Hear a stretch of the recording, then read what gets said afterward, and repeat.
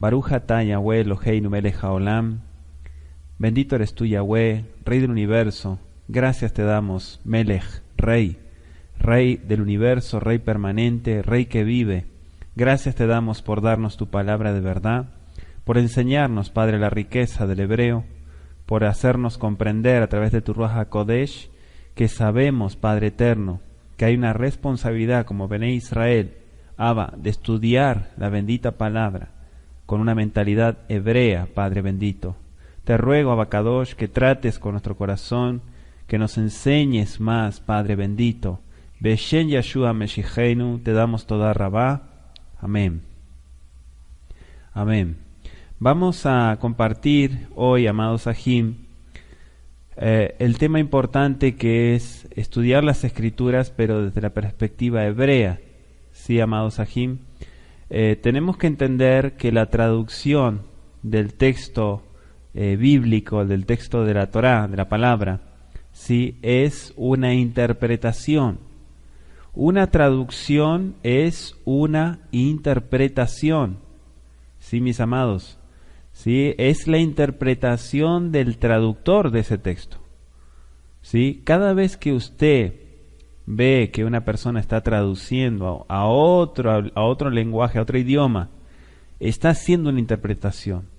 En esa interpretación hay que tener muchas cosas en cuenta, ¿sí? El problema de las lenguas, el problema de los idiomas es que hay lenguajes, idiomas que son muy escasos, digamos, en lo que es no son lenguas profundas, digamos, para explicar la escritura realmente, el concepto.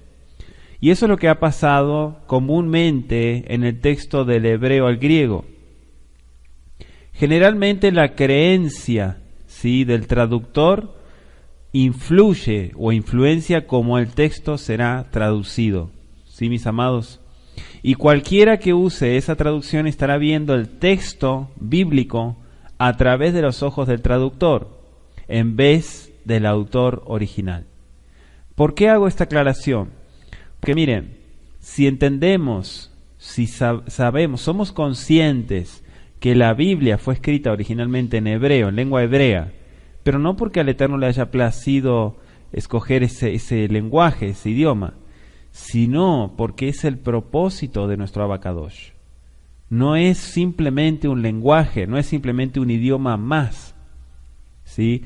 Es la idea, el propósito, y hago la aclaración que todos los nombres propios, nombres personales, ¿sí?, todo lo que se encuentra en la Biblia, así sea lugares, no se traducen. Y de hecho, su traducción es un propósito. ¿Cómo es esto? Bueno, por ejemplo, si yo digo la palabra Shmuel, el nombre Shmuel, sabemos que es Samuel. Samuel en sí no significa nada. Samuel no significa nada. Algunos dirán, no, significa Dios oye o Dios escucha, pero en realidad no significa eso. Realmente para traducir esa idea es Shmuel. Shmuel. ¿Sí? Es importante que entendamos el contexto hebreo. Ahora, todos estos nombres dijimos que no se traducen. Si usted, amado hermano, que está escuchando este audio, usted dice, el nombre de mi Mesías es Jesús. Jesús no es el nombre del Mesías. Jesús es una traducción latinizada que perdió todo el propósito hebreo. Y de hecho ese nombre tiene un propósito pagano. Pero ¿con qué nos quedamos? ¿Realmente es el propósito del Eterno que el nombre tenga un propósito pagano? No, para nada. Sabemos que el nombre es el propósito de la Yeshua, de la salvación, ¿sí? Entonces, ¿por qué meterle un nombre pagano, un nombre idólatra al Mesías? ¿Se dan cuenta, amados hermanos? Ese nombre tiene un trasfondo muy oscuro, pero lo que nos interesa a nosotros es si supuestamente han hecho traducciones fidedignas de la Escritura. han permanecido con el texto en muchas versiones. ¿Por qué? La pregunta que nos surge en el estudio de la palabra, ¿por qué tradujeron o cambiaron los nombres de los profetas y de todos los hombres del Eterno, de Elohim? ¿Por qué? ¿Por qué hicieron ese cambio? ¿Cuál es el propósito? Ahora, es necesario estudiar el lenguaje bíblico, ¿sí? La Lashon HaKodesh, la lengua santa, la lengua sagrada, el hebreo, para poder captar el texto en su estado original. El texto original del hebreo jamás puede ser modificado. Repito, jamás puede ser modificado. Cuando tenemos una traducción, ya los hombres comenzaron a tomar, sacar, poner, agregar, hacer muchas cosas en la Biblia, y de ahí vino toda esta distorsión para que realmente el creyente, ¿sí?, el que ha creído en el anuncio, no pueda ver las Escrituras con una mente hebrea. Entonces, para poder captar el texto original es importante estudiar el hebreo. Muchas personas tienen la oportunidad de estudiar hebreo. Bendito sea nuestro Abba Kadosh. Y si usted que está escuchando este audio tiene oportunidad, hágalo. Hágalo porque es inversión para el reino de nuestro Abba Kadosh, de nuestro Padre Eterno, ¿sí? La mayoría de nosotros tenemos el compromiso, de los que hemos creído, que al leer y a estudiar la Biblia, ¿sí?, debemos de analizar el contexto, pero también el original. Sí, mis amados, muchas veces nos olvidamos que la Biblia es un texto antiguo. La Biblia, aunque existen muchas versiones de lenguaje actual y han querido hacer muchas versiones para que la gente pueda entenderle más fácil, pero se han olvidado de la riqueza de que es un texto antiguo y que cada palabra, cada letra fue dada con un propósito, ¿sí, amado hermano? El estudio del alfabeto, del lenguaje hebreo antiguo, nos permite entender también la cultura de los hebreos, ¿sí? Para eso nos tenemos que transportar a el hebreo paleo, ¿sí?, el hebreo arcaico, el hebreo, el proto-cananeo, algunos le llaman así, ya que dos cosas están íntimamente relacionadas. Realmente, ¿quiénes fueron los hebreos? ¿Quiénes fueron los hebreos? La primera persona llamada Ibrí, hebreo, en la Biblia, ¿sí?, fue Abraham. Sí, Abraham, el Ibrí, el hebreo. Dice Bereshit, Génesis, el primer libro de las Escrituras, capítulo 14, versículo 13. Uno de los que habían escapado le informó todo esto a Abraham, a Ibrí. Abraham, el hebreo, ¿se dan cuenta? Ya fue mencionado como el primer hebreo. Ahora, pregunta, ¿fue Abraham el primer hebreo? La palabra hebrea para hebreo, ¿sí?, es Ibrí, que viene de la raíz abar, que significa cruzar, ¿sí? Repito, Ibrí viene de la raíz abar. El hebreo se maneja con raíces trilíteras, o sea, de 3 letras. Y la raíz es abar, que significa cruzar, ir al otro lado, es decir, un hebreo es uno que cruzó al otro lado, para que se entienda. Uno de los ancestros de Abraham era Eber, y este nombre viene también de la raíz hebrea abar, Eber, pero Eber es una traducción, es Ibrí, ¿sí?, haciendo posible que Eber fuera también un hebreo, un Ibrí, en hebreo lo decimos. Ahora, la Biblia, ¿sí?, las Escrituras, es la historia de Elohim y su relación de pacto con una línea ancestral de personas, empezando desde Adán Arishon, desde Adán el primero, y sus descendientes, Noé, Abraham, Isaac y Jacob. Y los descendientes de Jacob son los que se convirtieron en la nación de Israel.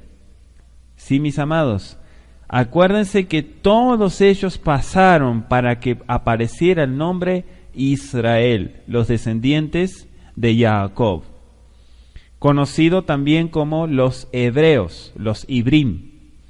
Resumiendo, un hebreo es uno que había cruzado a tener una relación de pacto con Yahweh Sebaot que empezó desde Adán, ¿sí? Desde Adán. Cuando Yahweh creó a Adán, ¿sí? al primer ser humano, al primer hombre, le dio un idioma, le dio lashon, una lengua, para poder comunicarse con él, ¿sí? En Génesis capítulo 1, Bereshit es el nombre del primer libro, Génesis, Bereshit, capítulo 1, versículo 28, dice: y los bendijo, Vaibarej Elohim, y los bendijo Elohim, les dijo: fructificad y multiplicaos, llenad la tierra y sojuzgadla, y señorad en los peces del mar, en las aves de los cielos, y en todas las bestias que se mueven sobre la tierra. Sí, mis amados, así como Elohim es el originador, digamos, del lenguaje hebreo, también lo es del alfabeto hebreo. Y recuerde, amado hermano, amada hermana, que estamos hablando del alfabeto hebreo arcaico, ¿sí? El hebreo sinaítico, es un hebreo antiguo. La primera indicación de escritura la encontramos en el siguiente pasuk, en el siguiente versículo. Vamos a ir al capítulo 4 de Génesis, 4 de Bereshit, un poquito más adelante, el versículo 15. Dice así: entonces Yahweh le puso una marca a Caín para que no fuera a matarlo quien lo hallara. ¿Sí? Es el inciso B del pasuk 15. Entonces Yahweh puso señal o marca en Caín para que no lo matase cualquiera que le hallara. La palabra para marca o señal es la misma, es ot, que también es la palabra hebrea para letra, ¿sí? Una ot es una letra, es una señal, pero también es una marca. Una letra hebrea es una marca y es una señal. Lo que podemos deducir de esto, que fue una letra lo que Elohim le puso a Caín, ¿sí? Para que nadie, dice, para que no fuera a matarlo quien lo hallara. Antes del incidente de la Torre de Babel, ¿sí? Toda la tierra tenía, dice la Escritura, un solo lenguaje, ¿sí? Echad Lashon, un solo lenguaje, y eso usted lo puede encontrar en Génesis capítulo 11, versículo 1, ¿sí? Tenían un solo lenguaje. Entonces, después de la Torre de Babel, encontramos 3 lenguas mayores, ¿sí? Lenguas madres, podríamos decir: la egipcia, la sumeria y la hebrea.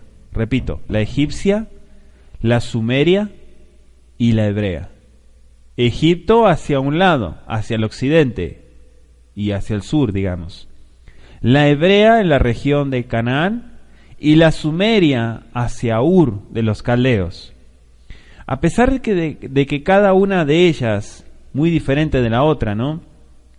Es interesante notar que estos 3 lenguajes tenían, ¿sí?, una similar escritura pictográfica, pero el sonido de las letras son diferentes. Quizás ese fue el método que Elohim usó para confundir el lenguaje de los hombres. La Escritura dice en Génesis 11 que Yahweh, nuestro Elohim, confundió, ¿sí? Confundió. Entonces, ¿hay una relación? Sí, hay una relación, pero en pronunciación hay diferencia. De hecho, la primer letra del alfabeto hoy en día es Aleph, sí, se llama Aleph. Y si vamos al idioma árabe es Alif. Hay una relación, pero el sonido es diferente, ¿sí, mis amados? Entonces, las letras originales del alfabeto hebreo eran dibujos, similares a los jeroglíficos egipcios. Cada dibujo representaba un objeto cuya definición estaba íntimamente relacionada, ¿sí?, a la cultura agrícola de los hebreos, de los hebreos de aquel entonces, los hebreos antiguos, y es por eso que estudiamos la cultura y tipo de vida de los hebreos antiguos. Entonces ahí podemos entender mejor su lenguaje, ¿sí? Si nosotros entendemos el tipo de vida, el tipo de cultura de los hebreos antiguos, podemos entender mejor el lenguaje, podemos entender mejor la combinación de estos pictogramas, ¿sí, mis amados? Como hemos dicho anteriormente, las letras originales del alfabeto hebreo eran dibujos que nos dan la pista para el nombre de la letra. Por ejemplo, en la letra Ayin es un ojo, ¿sí? Es un ojo. El dibujo de esa letra es un ojo en el hebreo antiguo. El hebreo para ojo es Ayin. ¿Se dan cuenta que hay una relación entre la palabra? Y este es el nombre de la letra hebrea moderna, Ayin. ¿Sí? La Torá dice Beineineja, entre tus ojos. Ahora vamos a examinar un pasaje de la Escritura a través de los ojos del hebreo, del idioma hebreo. Bereshit capítulo 14, versículo 22. Génesis 14, verso 22.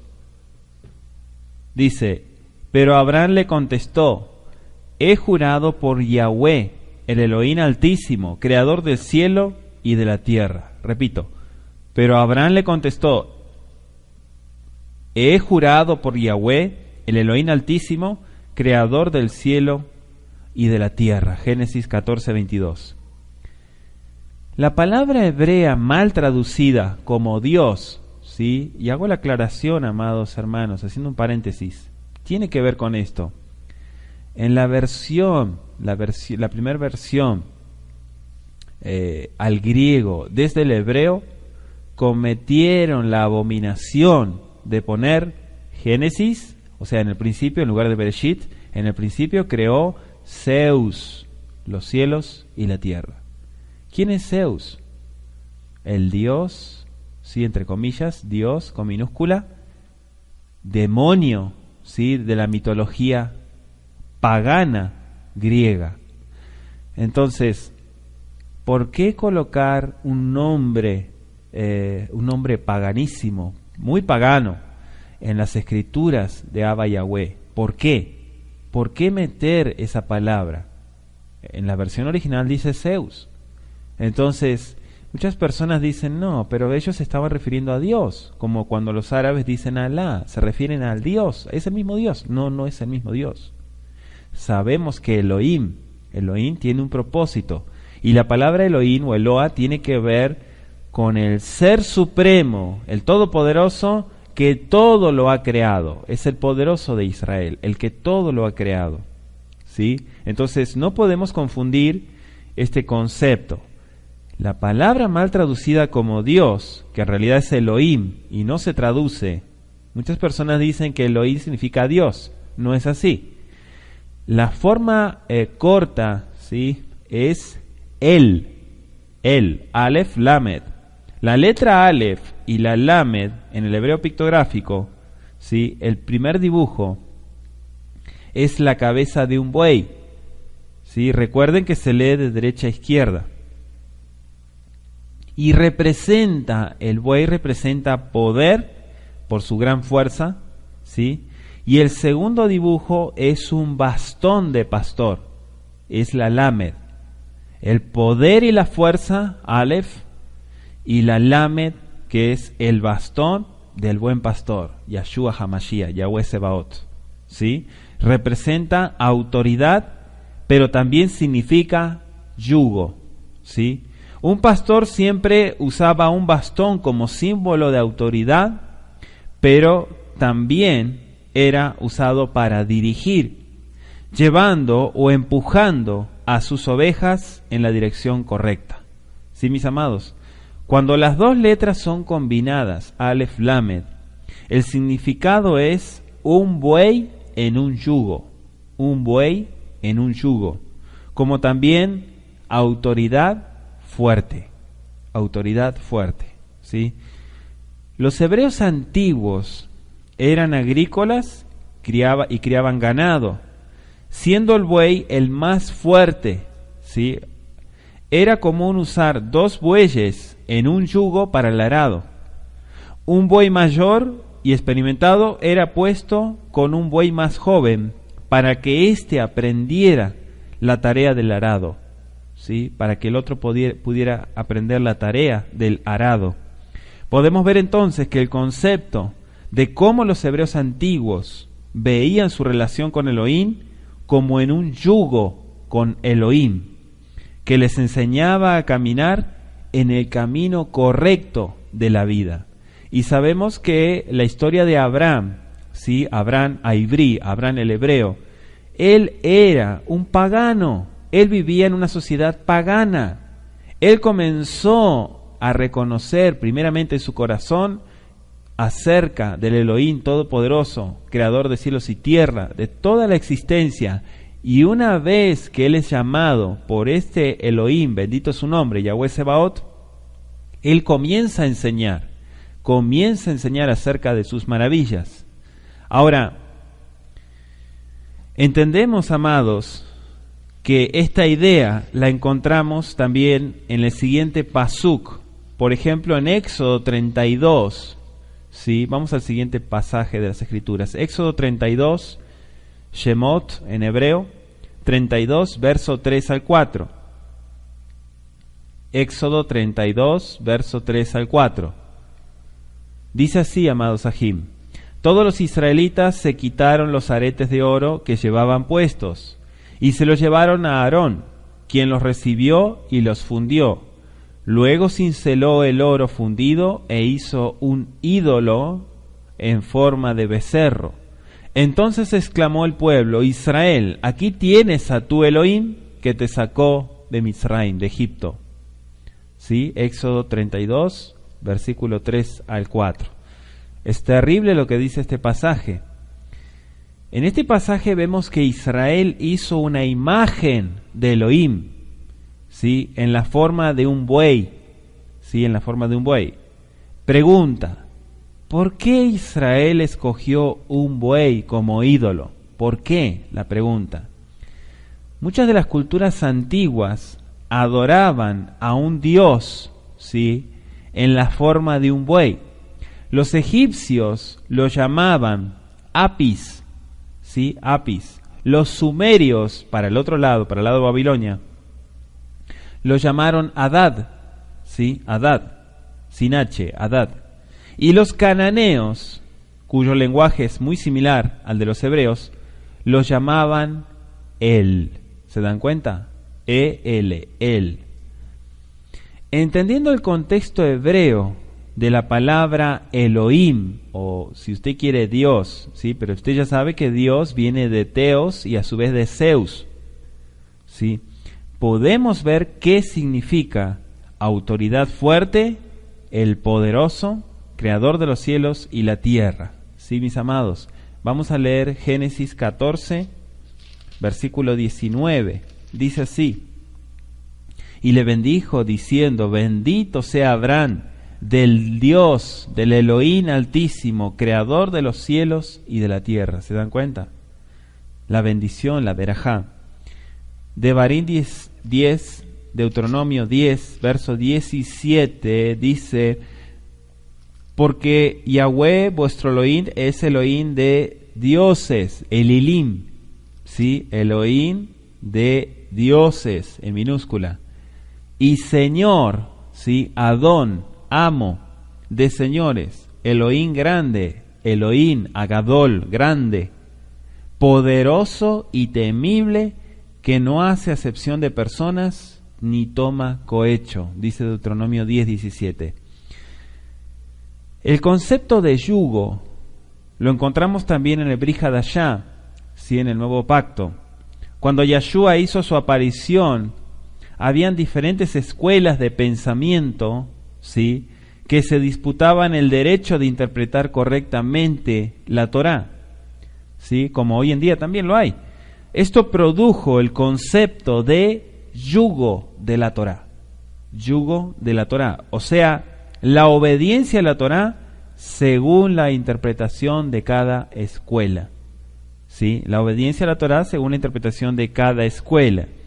La interpretación de un rabino o de una escuela de la Torá era visto como el yugo de ese rabino o de esa escuela. Poner un yugo sobre un discípulo era mostrarle la manera cómo tenía que aplicar a su vida en relación a la Torá. Por eso fue que Yeshua les dijo en Mateo capítulo 11, versículos 29 y 30, llevad mi yugo, carguen con mi yugo y aprended de mí, que yo soy apacible, manso y humilde de corazón, y encontrarán descanso para su alma. Ligera es mi carga, dicen algunas versiones. Carguen con mi yugo, dice Yeshua HaMashiach, porque mi yugo es suave y mi carga es liviana. Sí, mis amados, es por ello que él hizo esta expresión. Es una expresión hebrea. Si nosotros lo leemos con una mentalidad occidental, no podremos entender la riqueza de esta expresión. Uno de los roles del Mashiach, del Mesías, era traer la interpretación correcta de la Torá de Yahweh Sebaot. ¿Sí? Como dice Isaías, vamos a ir a la profecía, Isaías capítulo 2. Bendito es Yeshua HaMashiach por su Torá. Isaías, vamos un poquito más adelante. Vamos a leer el capítulo 2, versículo 3, amados Ajim. Usted debe corroborar todo lo que escucha, lo que estudia, todo lo que usted recibe, tiene que corroborarlo con las Escrituras. Capítulo 2, verso 3. Y vendrán muchos pueblos y dirán, venid y subamos al monte de Yahweh, a la casa de Elohim de Jacob, y nos enseñará sus caminos, y caminaremos por sus sendas, porque de Sión saldrá la Torá y de Jerusalén la palabra de Yahweh. Bendito es Yeshua HaMashiach. Y como las escuelas rabínicas le habían añadido tanto a la palabra de Elohim, al hacerlo le habían puesto cargas muy pesadas al pueblo, sí, cargas muy pesadas. Lo que Yeshua les estaba diciendo es que los mandamientos de Yahweh Sebaot no son una carga, sino son fáciles de llevar, como dice la misma Torá. La misma Torá lo expresa, amados hermanos. Muchas veces la gente se complica. Vamos a ir a Deuteronomio capítulo 30, por favor.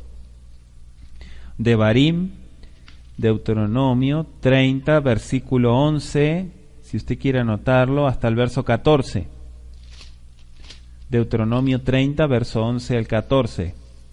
Dice así, amados Ajim: este mandamiento que hoy te ordeno obedecer no es superior a tus fuerzas, ni está fuera de tu alcance.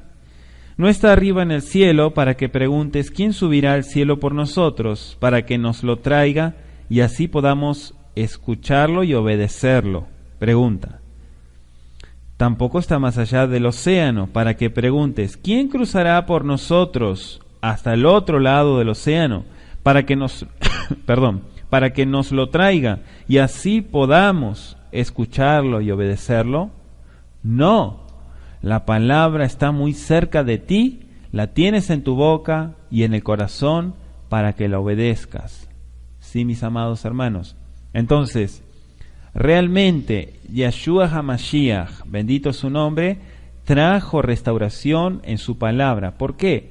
Porque la misma Escritura, y esto no es de hoy en día, desde tiempo antiguo, la misma Escritura sufrió a través de las diferentes interpretaciones, a través de las diferentes opiniones, sufrió cambios. Y todo eso nosotros tenemos que poner mucho cuidado en el estudio. Muchas veces las personas encuentran, los estudiantes de la Biblia, de la Escritura, encuentran contradicciones. Las contradicciones no existen. Las contradicciones son por causa de las malas traducciones. Sí, mis amados. Todas las palabras de Shaul, de Pablo, del enviado, del apóstol, ¿sí? Todas las palabras de Kefa, de Pedro, de Yohanan Asheliach, de Juan, el apóstol también, todos ellos hablaron de acuerdo a la Torá, de acuerdo al diseño.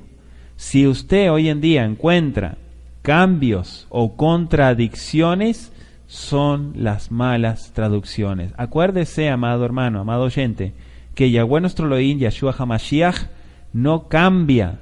Él es el mismo ayer, hoy, leolam. Entonces, tenemos que entender que si Él no cambia, su palabra, porque viene de su corazón, tampoco cambia. Debemos de esforzarnos para estudiar la Escritura con una mentalidad hebrea, no una mentalidad latina, no una mentalidad occidental. ¿Por qué? Porque estaremos errando, y eso es hatad en hebreo, eso es el pecado, ¿sí? Es errar al blanco. Debemos de guardar nuestro corazón, guardar nuestra alma.